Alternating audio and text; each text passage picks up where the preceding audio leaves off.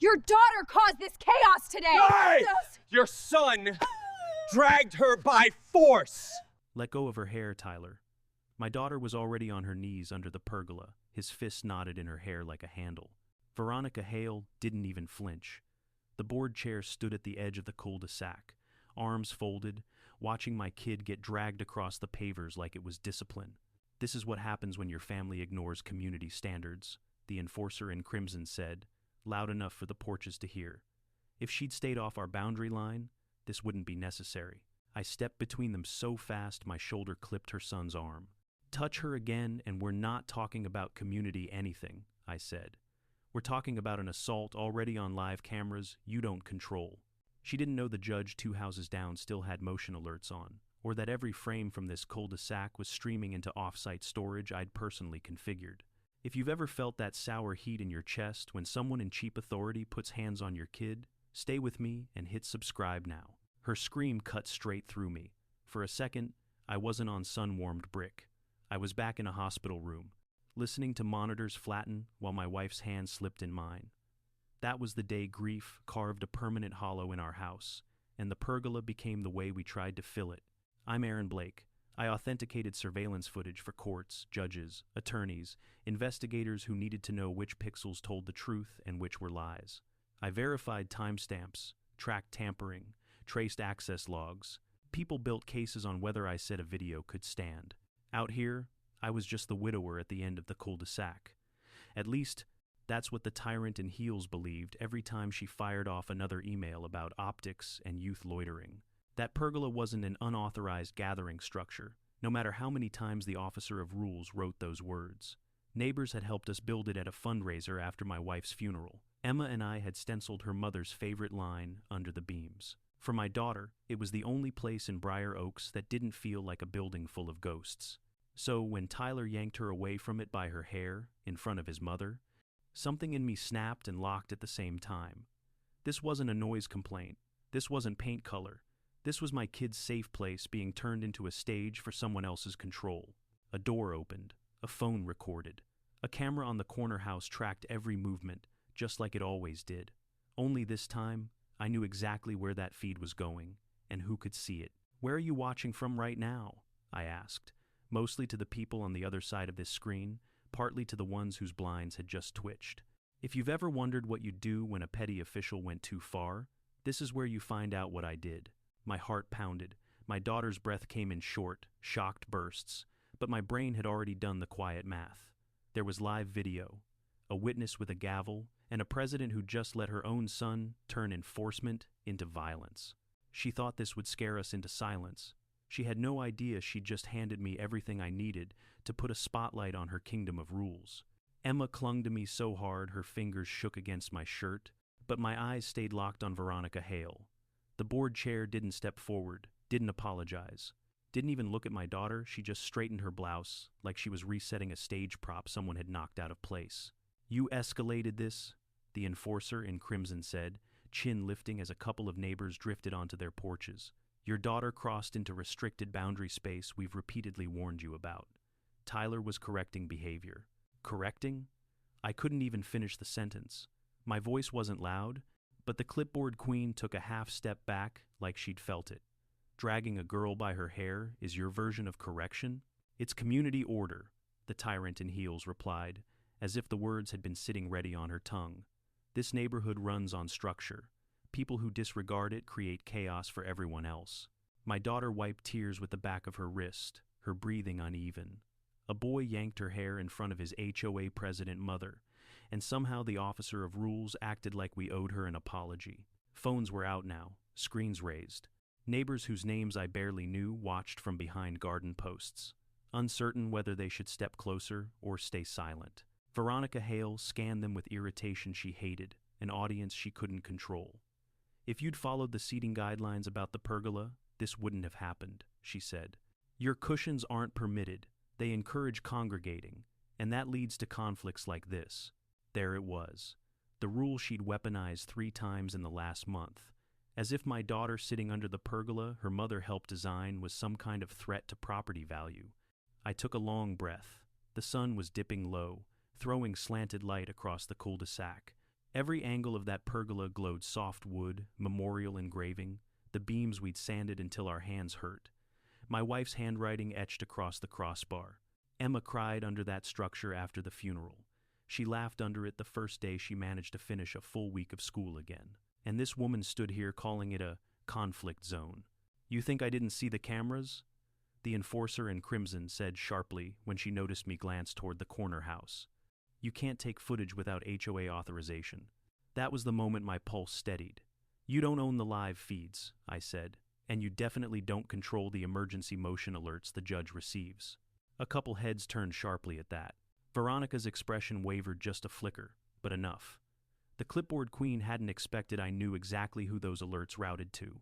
She hadn't expected me to understand every inch of this neighborhood's surveillance system. She certainly hadn't expected that Judge Keene's wall display lit up the moment Tyler grabbed my daughter. If you've ever had a neighbor try to rewrite reality while standing in front of 20 witnesses, I said, feeling Emma tighten her arm around me, then you already know what this moment feels like. A screen door creaked. A nervous cough drifted across a driveway. The cul-de-sac wasn't siding with Veronica. It was waiting to see if someone would finally challenge her, but she recovered fast. We'll be filing a behavioral violation for your daughter, the tyrant in heels said, and for you, if you continue disrupting a board-sanctioned corrective action. Board-sanctioned corrective action. She said it loudly, like she wanted everyone recording to capture it. That single phrase crystallized the truth. She believed her authority stretched far enough to justify anything physical force, narrative control, manufactured violations, and suddenly the path forward clicked into place. If she insisted on running this neighborhood like a courtroom she controlled, then she'd pick the wrong family to perform in front of, because I spent my life authenticating evidence for the people who ran the real courtrooms, and tonight, I wasn't the only one who'd seen everything. I didn't let Emma out of my arms until we were inside our house, but even with the door closed, I could feel Veronica Hale's presence lingering in the cul-de-sac, like static. The board chair had stared at us as we left, chin raised, as if daring anyone to question what had just happened. The enforcer in crimson lived off intimidation. Tonight, she'd overdosed on it.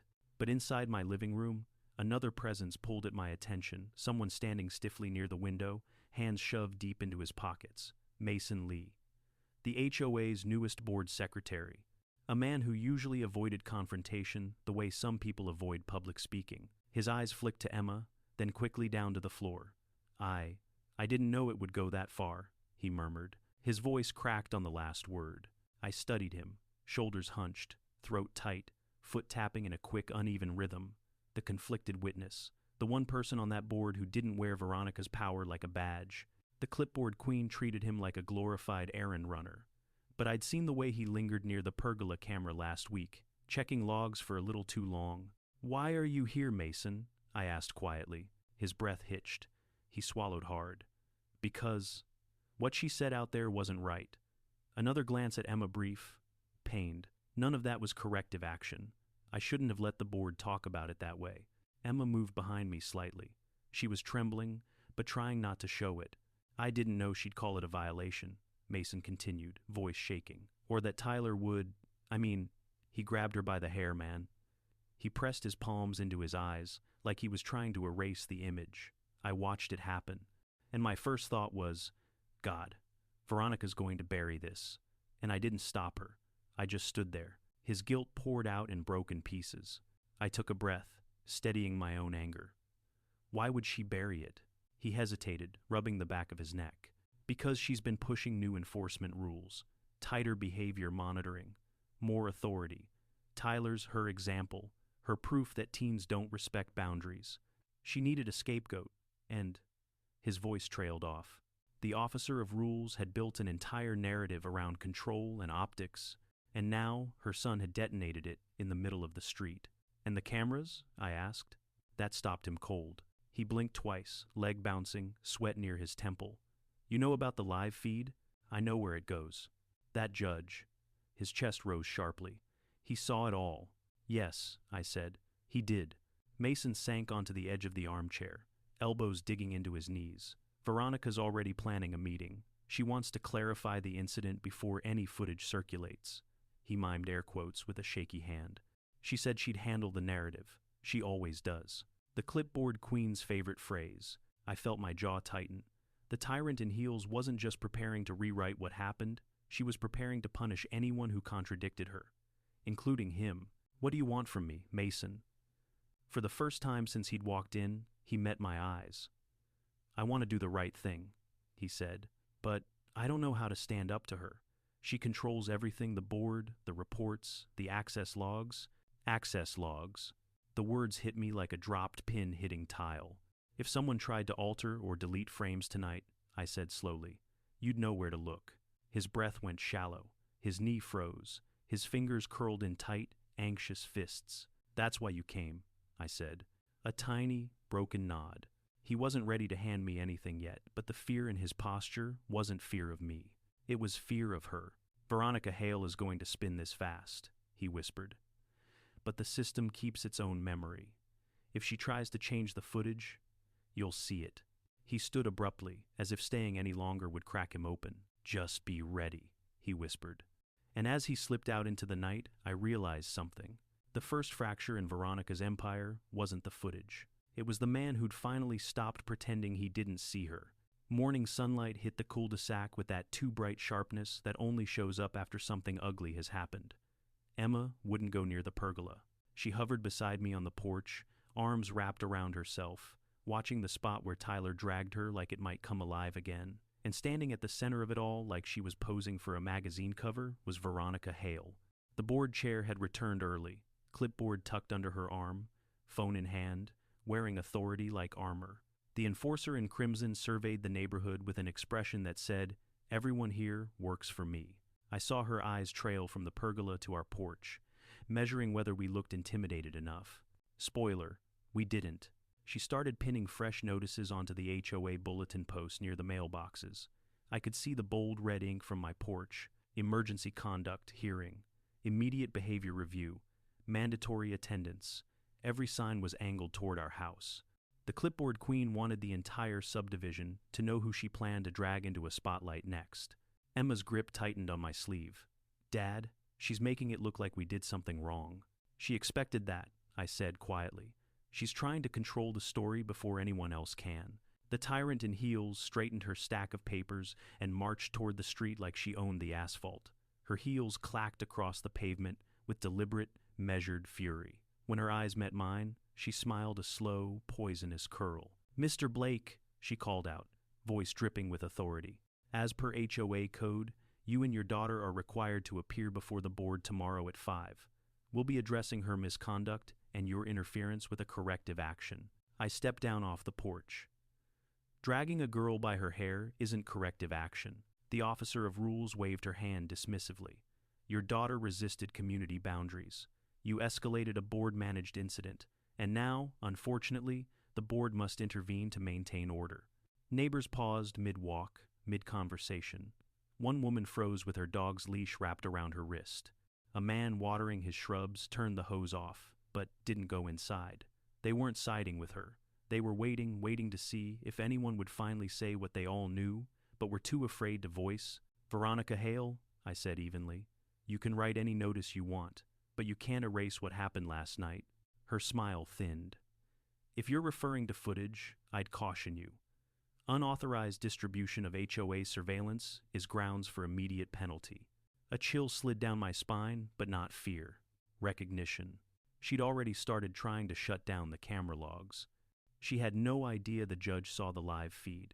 No idea his preservation request locked every frame into an evidence-ready state the moment he pressed the button. No idea that the system she thought she owned kept a separate, immutable chain of custody record. And absolutely no idea that the guy she thought was a quiet widower spent his career teaching judges how to detect the exact kind of tampering she was preparing to do. If you've ever watched someone with a clipboard try to threaten the wrong person, I murmured, mostly to the viewers who'd been following this story with me, you already know what this moment feels like. Veronica pivoted sharply and strode past me toward the Hale property, muttering into her phone.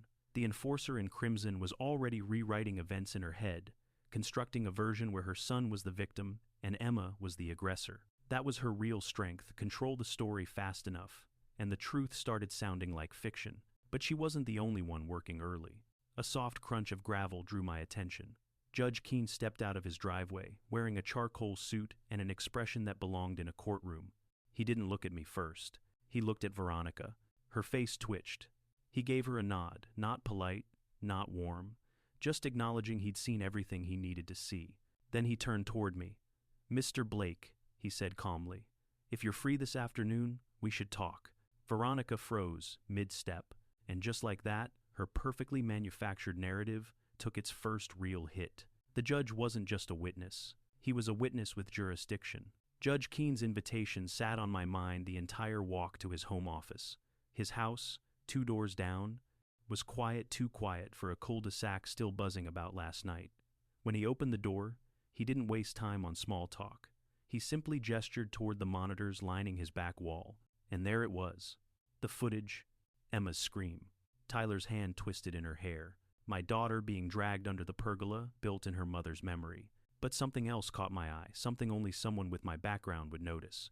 A gap, barely half a second, a timestamp stutter, a drop that shouldn't exist in a system with auto-stabilized recording. For anyone else, it would have looked like a glitch. For me, it was a signature, a fingerprint of manual interference. "This is preserved?" I asked quietly. "Automatically," the judge replied. "Motion alert triggered the emergency retention protocol. That includes redundant backup files." I exhaled slowly. The system had worked exactly as designed, which meant only one thing. Someone had already attempted to alter the footage before the preservation kicked in. A very specific someone. Veronica Hale. The board chair had access to the HOA's camera interface. The enforcer in crimson had overridden logs before Mason had hinted at it 2 nights ago, and the clipboard queen prided herself on controlling optics.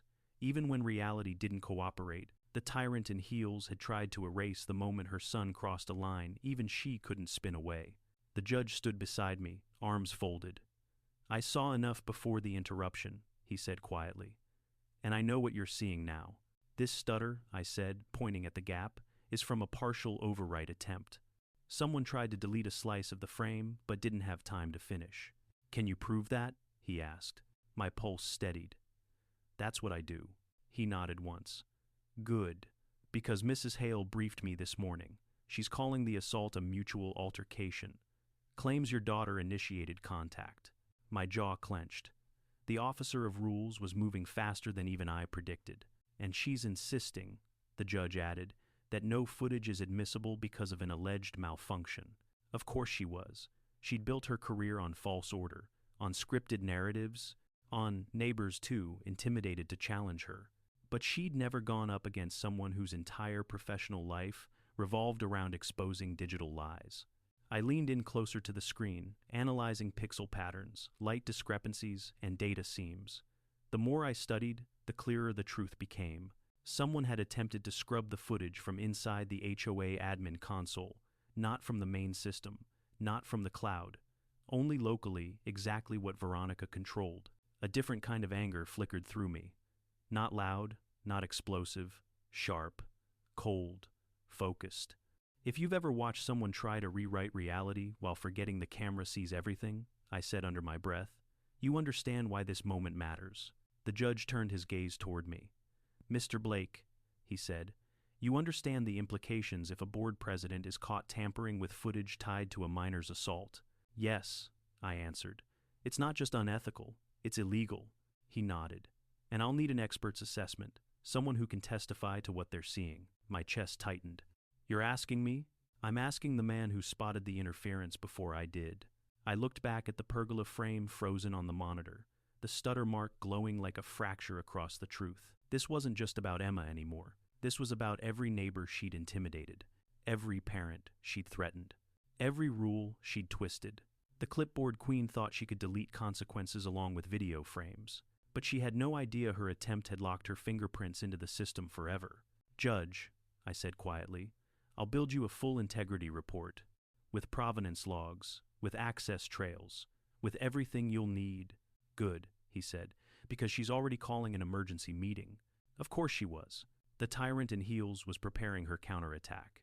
But for the first time, I held something she couldn't erase. I barely made it halfway down my driveway before I saw her Veronica Hale, standing in the middle of the cul-de-sac, like she was directing traffic in a kingdom she believed she owned. The board chair had a stack of papers under her arm and a forced smile that cracked the moment her eyes met mine. She'd already heard I'd been at Judge Keene's house. Of course she had. The enforcer in crimson always knew who moved where, who talked to whom, and what information threatened her grip. Today, the tension in her stance said she sensed something slipping through her fingers. "Mr. Blake," she called out sharply, "I've issued an emergency violation notice for your property. You'll want to read it immediately." Her voice carried down the street, aimed at the neighbors' watering lawns and sweeping porches, a performance as rehearsed as any courtroom speech. I walked toward her slowly, keeping my expression unreadable. "What's the violation this time?" I asked. "Existing near my own home?" A flash of irritation crossed her face. The clipboard queen held out a thick notice. "Failure to control a minor, resulting in community disruption. Also, unauthorized interaction with HOA equipment." There it was, the retaliation. She was trying to bury the camera tampering under a fabricated offense, to blur timelines, to overwhelm the narrative with paperwork. "The pergola camera malfunctioned last night," the tyrant in heels added. "We're reviewing its integrity. Any footage you think you have won't be admissible." I almost laughed.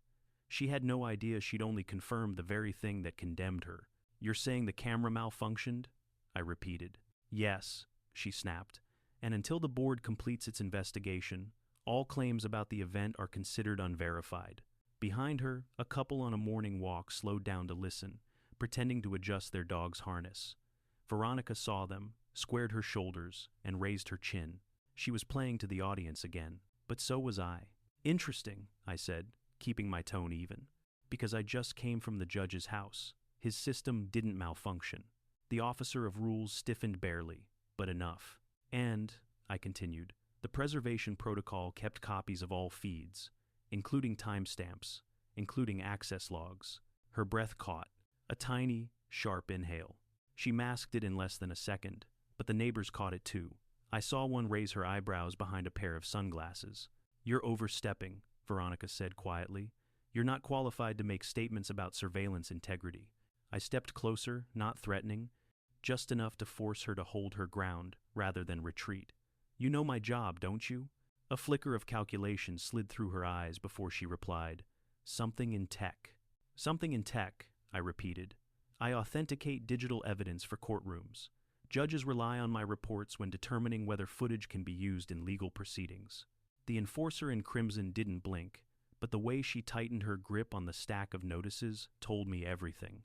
She'd thought she was dealing with a quiet widower, not someone who taught judicial teams how to detect tampering. "If you've ever watched a bully realize she punched the wrong target," I murmured internally to the viewers, "that's the look she's giving me right now." "I won't tolerate misinformation," the clipboard queen finally said. "Your daughter caused a disturbance," Tyler responded. "The matter will be addressed formally." "Absolutely," I said, "especially now that we know the footage was altered." Her jaw twitched. "I didn't say anything about altering footage." "No," I replied, "but the system did." The tyrant in heels blinked hard. Once. "The hearing will proceed tomorrow, 5 o'clock. Don't be late." She turned so sharply her heel scraped against the pavement, and for the first time since she'd seized control of this neighborhood, her posture wasn't regal. It was rattled. Emma came outside just as Veronica stormed away. She stood beside me, still shaken, but a little steadier than this morning. "Is she scared?" Emma asked. I exhaled. "She's losing control." And in Veronica Hale's world, losing control was the greatest violation of all. By the afternoon, the cul-de-sac simmered with a tension thick enough to taste. Word of the emergency hearing had already spread. Neighbors lingered in driveways, speaking in low, uneasy voices. Everyone sensed something brewing, something bigger than a violation notice or a late fee threat. And in the center of it all, pretending she was the steady hand guiding this neighborhood through chaos, stood Veronica Hale. The board chair paced across her driveway, phone pressed to her ear as she gestured sharply at something only she could see. The enforcer in crimson used her whole body to communicate dominance, quick cuts of her hand, clipped commands, the kind of posture meant to signal she was fully in control. But control was only convincing if you didn't look at her eyes. I did. And for the first time, they weren't cold. They were frantic. The clipboard queen sensed the storm headed her way. I was inside reviewing my preliminary notes for the judge when a soft knock tapped at my door, too hesitant to be a neighbor asking for details, too light to be Veronica marching in for another round. Emma peeked from the living room as I opened it. Mason Lee stood on my porch, shoulders hunched, eyes darting between my face and the street like he was checking for predators. "Mason," I asked, "you okay?" He swallowed hard. "Can I come in? Just for a minute?" I nodded and stepped aside. He slipped inside fast, as if afraid the tyrant in heels might spot him mid-entry and label it treason. He didn't sit. He couldn't. His hands trembled too much. "I shouldn't be here," he said, pacing a narrow line near the entryway. "She'll fire me from the board. She'll blacklist me with the management company. Mason," I said, calm but firm, "breathe." He sucked in a shaky breath, but it didn't steady him. His guilt, his fear, his moral conflict, they all churned beneath the surface like a storm, trapped under skin. "She tried to erase the footage, Aaron," he whispered. "She made Tyler go inside, then logged into the HOA console herself. I watched her do it." He scrubbed a hand over his face. "She didn't even pretend. She just said, 'The camera glitched last night. We fixed the glitch.'" My jaw tightened. The officer of rules had crossed into full self-preservation mode. "And you saw the access logs?" I asked. He nodded fast. "Yes. They're time-stamped. Her login, the partial overwrite, the abort command when the preservation protocol kicked in." His breath hitched. "She knows the judge saw it. That's why she's panicking. She's calling an emergency board session tonight private. No homeowners allowed." Of course she was. The clipboard queen was scrambling to salvage her regime. Mason paced again, back and forth, his foot tapping a frantic rhythm. "I can't keep lying for her. I can't pretend this is just a miscommunication. Your daughter was assaulted. Tyler dragged her. And Veronica, she's trying to bury the whole thing under paperwork." He finally stopped moving and looked at me, eyes bright with something close to desperation. "I brought you something," he said, pulling a small flash drive from his pocket. His hand trembled so violently he nearly dropped it. "This is a copy of the internal access log from last night. It shows the deletion attempt. It shows her credentials. It shows exactly where the footage stuttered." For a moment, the room went quiet. Even Emma's breathing softened. This was it, the turning point. The moment the conflicted witness stopped being a bystander and became the fracture line in Veronica Hale's empire. "Mason," I said softly, "you know what handing this over means." He nodded, jaw clenched tight. "I know, but I also know what it means if I don't." He pressed the drive into my hand, exhaling like he'd been holding that breath for months. "Veronica will come for me," he whispered. "But she can't come for all of us if this gets out." Outside, the enforcer in crimson was still pacing, barking into her phone about narrative control and managing appearances. She had no idea that inside my house, the very foundation of her authority had just been pulled from under her feet. Mason backed toward the door. "You'll use it, right?" I closed my hand around the drive. "I'll make sure everyone sees the truth." He nodded, once relief, fear, resolve, all tangled together, then slipped out the door before the tyrant in heels could notice. And just like that, the witness she relied on most had become the witness who could end her. I didn't wait long after Mason left. The flash drive sat in my palm like a pulse, small, warm, dangerous. It wasn't just data. It was a direct challenge to the one person who believed she was untouchable in Briar Oaks. Outside my window, I saw Veronica Hale stalking across her lawn, the board chair gripping her phone so tightly her knuckles whitened. The enforcer in crimson kept glancing back at my house, like she expected it to burst into flames from the threat she'd made earlier. She knew something was slipping. She just didn't know how much. I locked the door, moved to my desk, and powered up the workstation I used for remote court consultations. Emma hovered in the doorway, arms wrapped around her ribs. "Is she going to get away with it?" she asked quietly. "Not anymore," I answered. "But I need to work." She nodded and backed out. The click of her bedroom door felt like a deadline. I slid the flash drive into the port. The logs opened instantly. There they were, timestamp clusters, entry points, system pings, and right in the center of it, V. Hale, admin override. 1. Her login, her access level, her manual deletion attempt. The clipboard queen had walked straight into a trap she didn't even know existed. I leaned back, letting the pattern settle. My brain did what it was trained to do, break time apart, reassemble it, align it with event triggers, cross-reference integrity markers. Her attempt had lasted only seconds, but even seconds leave footprints. If you've ever wanted to know what power looks like in digital form, it's this. Proof that someone tried to rewrite the truth. Outside, a car door slammed. I looked through the blinds. Veronica stood in the street, the tyrant in heels waving a packet of papers as she barked orders at two other board members. She was spinning harder than ever, hoping to solidify a narrative before anyone challenged it. Too late. I turned back to the screen.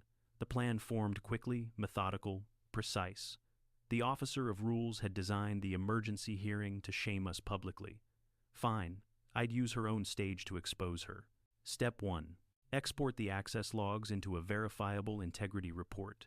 Metadata intact, hash signatures preserved, time drift measured and sealed. Step 2. Prepare side-by-side footage. Left screen untouched backup feed from the judge's preservation. Right, screen the HOA's tampered version showing the stutter. Step 3. Cross-reference the moment she accessed the system with the moment the footage jumped. Step 4. Make it simple enough for every neighbor in Briar Oaks to understand. Public exposure wasn't about overwhelming people with technical jargon. It was about clarity, about showing truth so plainly that even Veronica Hale couldn't shout over it. A notification pinged. Mason. She's calling another board-only session in an hour. She's rewriting the minutes from last night. I typed back fast. Let her. It won't matter soon. Another ping. Mason. She's saying the footage was corrupted before she accessed it. I stared at the message, then at the logs. She was building her argument before mine even existed. Good. Let her dig the hole deeper. Wind rattled the pergola outside. I turned to look at it through the window. Emma's safe place, now a crime scene and a symbol. My wife's handwriting curved across the beam, soft and steady. I promised her I'd protect our daughter. That promise was the spine of everything I was doing. Back at the desk, I created a master folder labeled Briar Oaks, Truth, Release. Inside it, I added Integrity Report V1, Access Log Screen Captures, Backup Footage Excerpt, HOA Tampered Footage Excerpt, Chain of Custody Summary, Judge Verification Summary, pending. When the neighbors saw this, when the management company saw it, when the judge confirmed it, Veronica wouldn't just lose control. She'd lose the crown she'd built out of fear. As the report rendered, I glanced back toward the street. The enforcer in crimson was handing out papers to two neighbors. The clipboard queen was raising her voice, insisting the camera failed, insisting Tyler acted in self-defense, insisting Emma charged at him.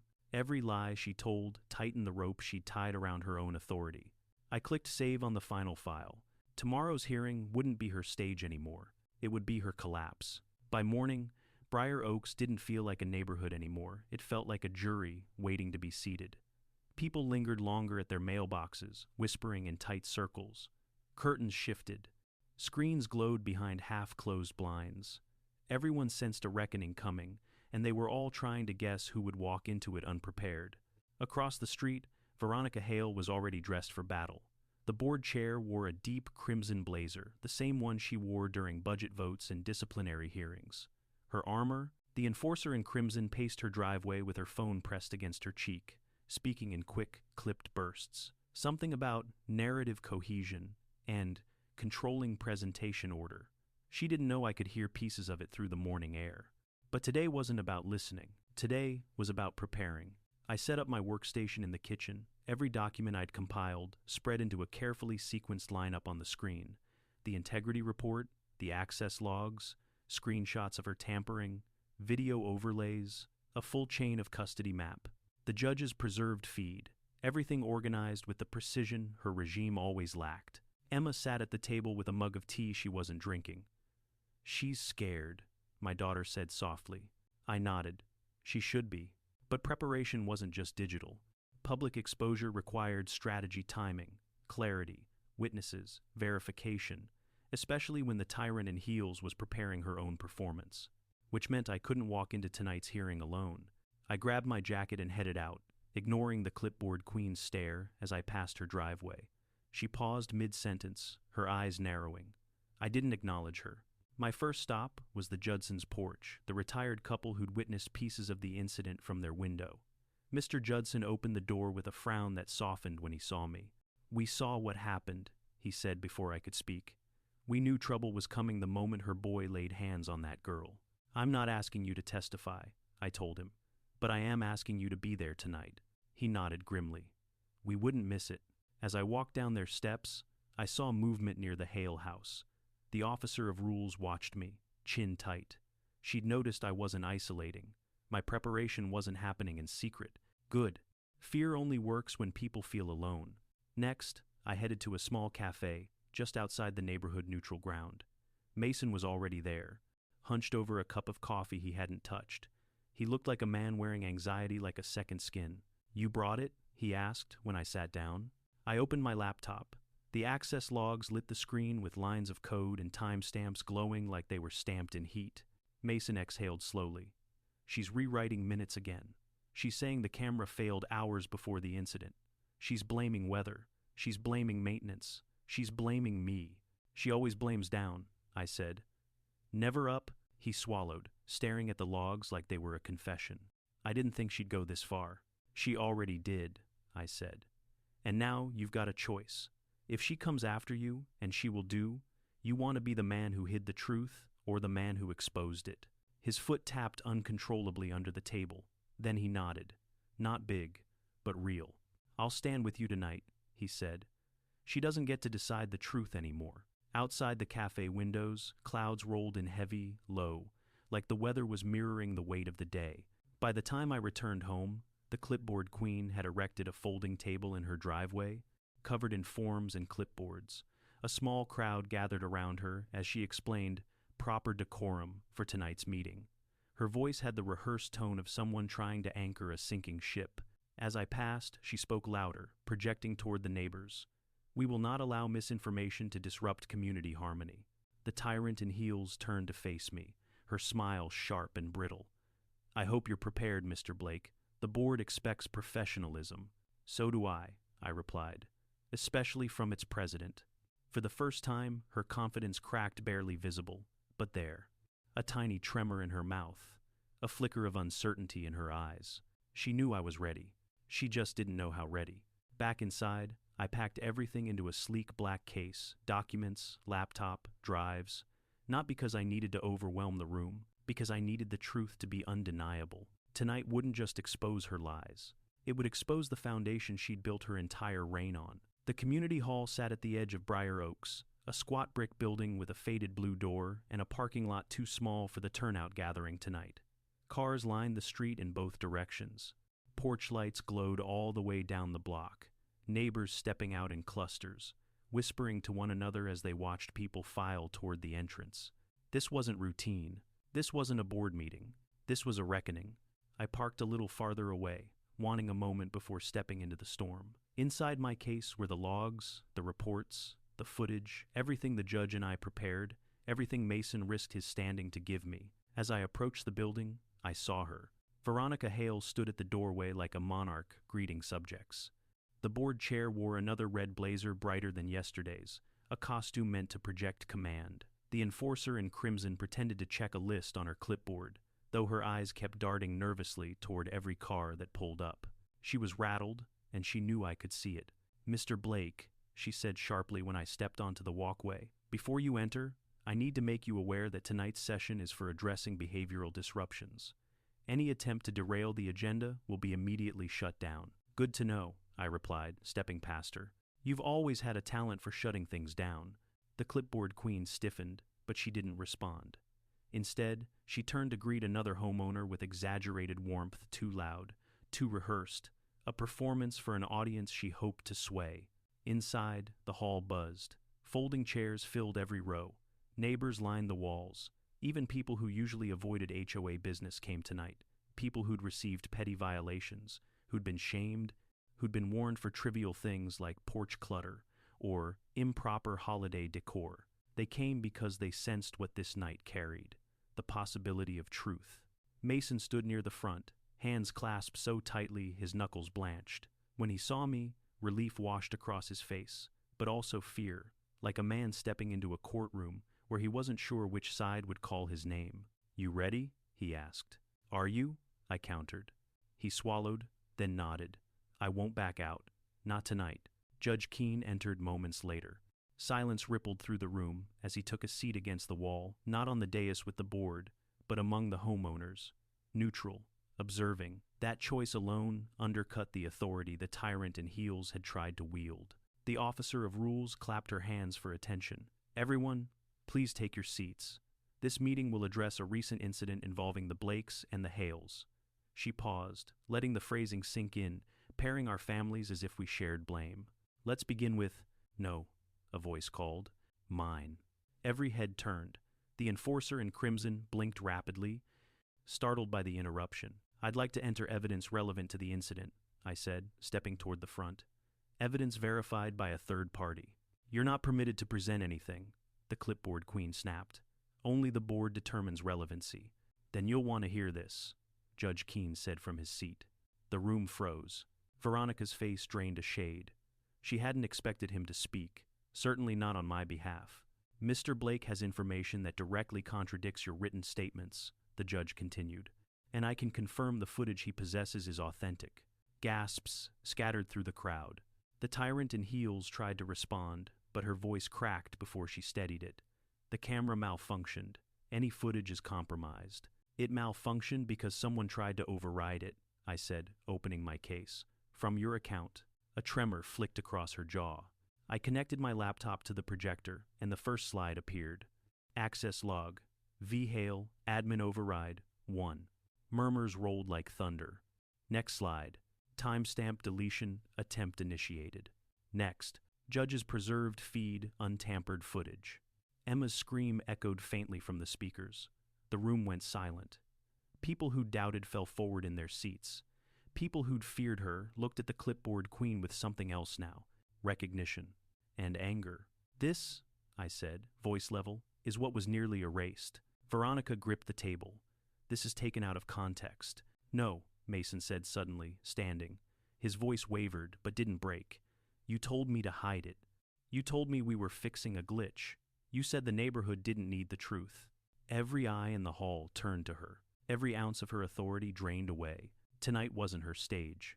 It was her exposure. For a moment, the community hall didn't breathe. The projector's glow washed over every shocked face. The freeze frame of Tyler dragging my daughter suspended behind me, like a silent accusation. And standing rigid at the board's table, Veronica Hale looked less like the board chair and more like someone realizing the ground beneath her had finally split. The enforcer in crimson tried to gather her composure, straightening her blazer as if posture alone could undo the truth glowing 10 feet tall. This presentation isn't sanctioned, she snapped. The board didn't approve any. Sit down, a voice called from the back. It wasn't loud, but it carried. Heads turned. It was Mr. Judson, cane planted firmly beside him, eyes sharp. His wife nodded beside him. We've watched you bully this neighborhood for years, she added. Tonight we're done being quiet. A ripple of agreement rolled through the hall, small murmurs first, then tightening like a current. Even homeowners who never attended meetings stepped forward, moving closer to the front, as if proximity itself meant solidarity. The clipboard queen's jaw twitched. This disruption will not be to disruption? I stepped beside the table, meeting her eyes directly. The only disruption here is the truth you tried to erase. Gasps flickered across the room. The officer of rules shifted her stance, scanning the crowd for loyalty. There was none. Not tonight. I acted in accordance with HOA protocol, she insisted. The footage was corrupted. The system glitched. Any accusation of wrongdoing is... I clicked to the next slide.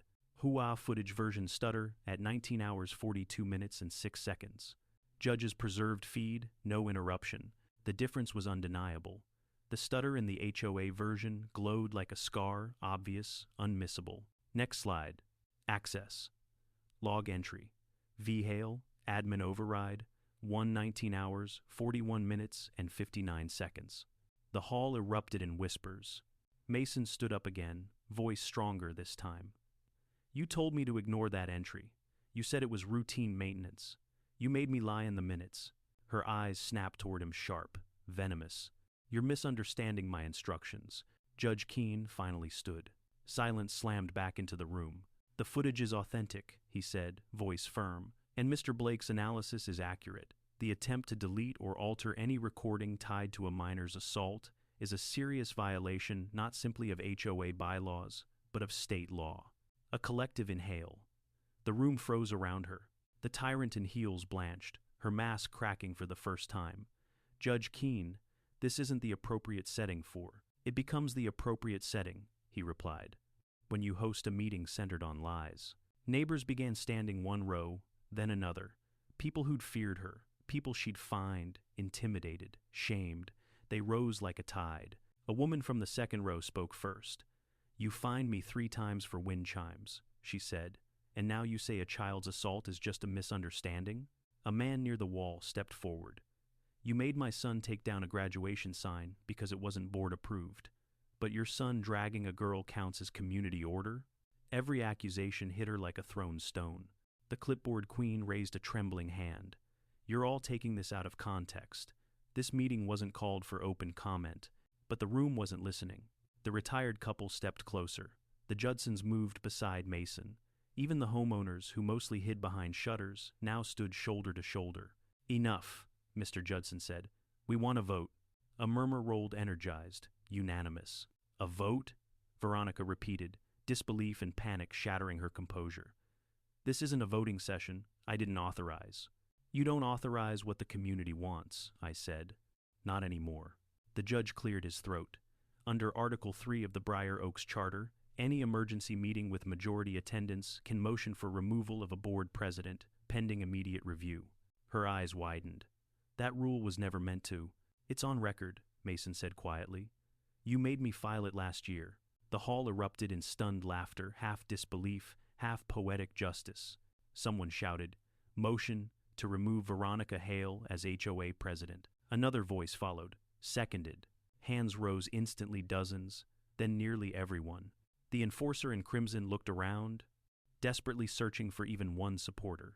There were none. The clipboard queen stood alone. Judge Keene lifted his hand. Let the record show majority vote passes. Veronica's face crumpled not into remorse, but rage. You have no idea what you're doing, she hissed. You're breaking the order I built. No, I said, closing my case. We're ending the fear you built. And for the first time since she seized power in Briar Oaks, the tyrant in heels took a step back. Because the community finally stepped forward. When the vote settled, it wasn't loud, it was final. A quiet, decisive shift in the room's air, like a storm that had been hanging for years, finally breaking. Veronica Hale stood motionless at the front of the hall, the board chair's clipboard hanging useless at her side. The enforcer in crimson looked smaller without her audience. Authority had bled from her posture, leaving only a rigid outline of someone who didn't understand how she'd lost so much so quickly. The clipboard queen tried to gather the remnants of her power, shoulders tightening as she forced out, "You can't legally remove a sitting president without..." "Without what?" someone called. "Your permission?" A ripple of restrained laughter moved through the room, not mocking, releasing. The tyrant in heels inhaled sharply, jaw clenched, eyes scanning the sea of faces. She searched for an ally, someone she could pull back into her orbit, but the people she once intimidated now stared at her with something closer to clarity than anger. They finally saw the truth. The officer of rules had rules only when they protected her, order only when she controlled it, truth only when she curated it. Judge Keene stepped forward, pocketing his glasses. "Mrs. Hale, I'll be submitting my formal observation to the management company and the county. You will have the right to respond, but you will not preside over any board matters until that review is complete." Her mouth opened, then closed. No script, no prepared monologue. Nothing left to weaponize. People stepped aside as she moved toward the door, not out of fear, out of finality. Her heels clicked sharply against the tile, each step a retreat from an empire she'd ruled with intimidation. When the door shut behind her, the room exhaled. But I didn't. Not yet. Neighbors began speaking at once, gratitude, outrage, relief. Some hugged Emma gently. Others shook my hand as if I'd done something extraordinary, when all I'd done was refuse to let my daughter's truth be overwritten. Mason approached slowly, still pale, still shaken, but lighter than I'd ever seen him. "I didn't think she could fall," he admitted. "Not like that." "She didn't fall?" I said quietly. "She exposed herself." He nodded, taking in the weight of that. "Are you satisfied with how this ended?" "No," I said. Nod until Emma feels safe again. My daughter stood beneath the projector screen, staring at the frozen frame of the pergola. The neighbors had asked me earlier why that place mattered so much. They didn't know the whole story, not yet. I walked to her, placing a hand gently on her shoulder. "You okay?" She nodded, wiping a stray tear. "Can we fix it?" she whispered. "Can the pergola be ours again?" "Yes," I said, "because the people who tried to take it from you don't have the power they think they do." A soft murmur of agreement rose around us. Strangers were now allies, witnesses, a community. One of the homeowners approached, voice warm. "Aaron, you should say something. People need to hear from you." I didn't expect to stand at the front of the hall again. But when I did, the room grew quiet, eyes lifting toward me in the kind of silence that comes when truth has weight. "If you're here tonight," I said, "it's because you felt what we felt. You've seen what happens when someone in power decides they're bigger than the people they serve." I let my gaze travel the room. But tonight proved something important. Bullies only win when we stay quiet.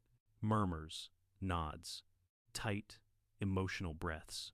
I'm grateful to everyone who stood up, and I hope this is just the beginning of a community that protects its families instead of controlling them.